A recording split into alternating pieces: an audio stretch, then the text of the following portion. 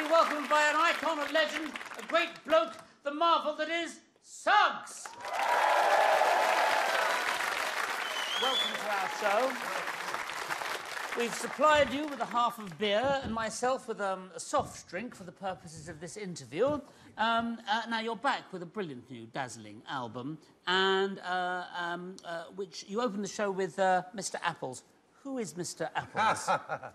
Mr. Apples could be any one of us. I mean, Mr. Apples just unfortunately got on the high moral ground, and he was behaving like that during the day and behaving completely differently at night. Well, a Dr. Jekyll, Mr. Hyde. Well, you could say that. You could say that, Jules. You could say that. And then did he get sort of uncovered? Well, I never got to that point. I wrote the words. I've never quite discovered what... Maybe on the next album I'll find out what happened to him. I think a whole... But he was on the point of wearing himself out. I know that much. Poor Mr. Apples. I know, exactly. That's what I was thinking. Now, last week, we've lost a great legend in the form of Prince Buster. And he was an influence on lots of people, but particularly Madness. Yeah, we love Prince Buster. I mean, his sense of humour, you know, the music that he made, obviously. And at the time we were making that kind of music, it was very fresh. No one else seemed to be doing it.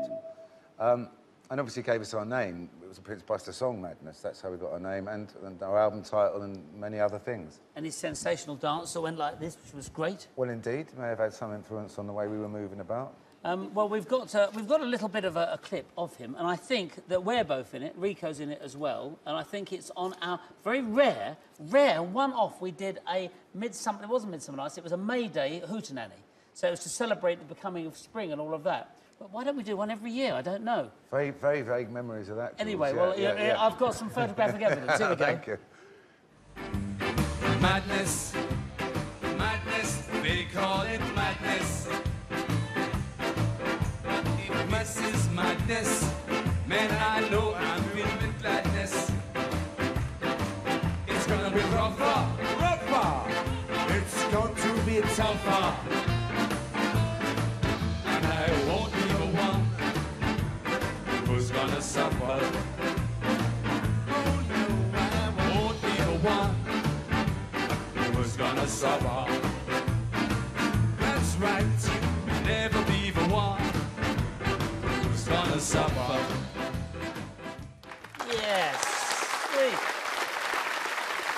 And that contagious ska rhythm. I think there was Damon Albarn there having a dance. I think there were some young pop stars leaping about in the background. You can't stop it, but it doesn't matter whether you're a young pop star or an old granddad. You want to get going to that music, don't you? That's the genius well, that's thing it, about Jules, exactly. And like yourself, you know, we started out just doing cover versions of music, and we just find more and more. If we played that in a pub, we got invited back the following week, yes, kind of thing. Suddenly, you know? they're up. So people are enjoying themselves tremendously. They're up. Is he still an influence on what you do now, do you think?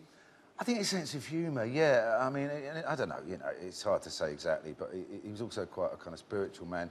I'm not saying we are specifically, but I think music makes you feel that way anyway. But yeah, I should say his soul will live on in what we do in some way or another, yeah. And we're going to be hearing a tribute to him at the end of the show, I think, a musical tribute, which we're looking forward to. They're going like this, but it's not what you think. It's just 2 seconds left. Thank you so much indeed for joining us, Suggs!